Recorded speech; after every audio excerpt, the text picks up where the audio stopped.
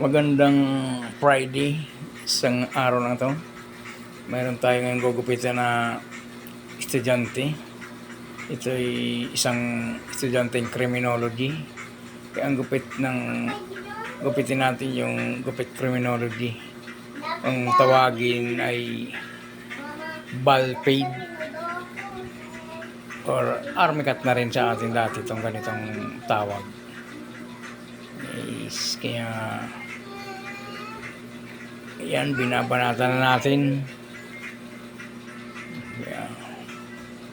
Pero ang gupit niya kasi hindi pa naman masyado makapal. Talagang mini-maintain niya lang tong gupit na to kasi yan ang requirement sa school nila.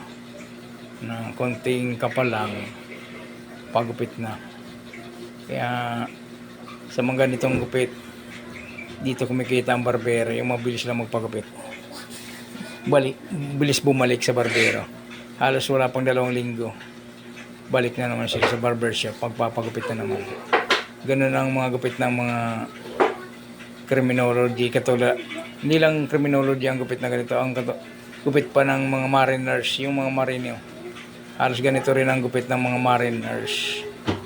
Yung mga estudyanteng mariners. Yan.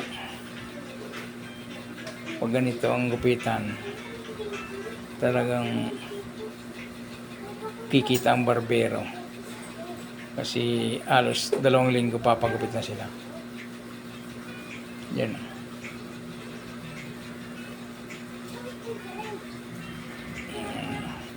Required ka sa school nilang ganitong gupit.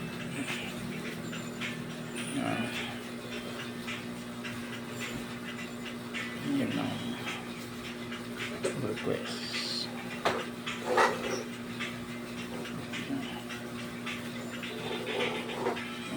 Yun o. Yan ang finished product natin.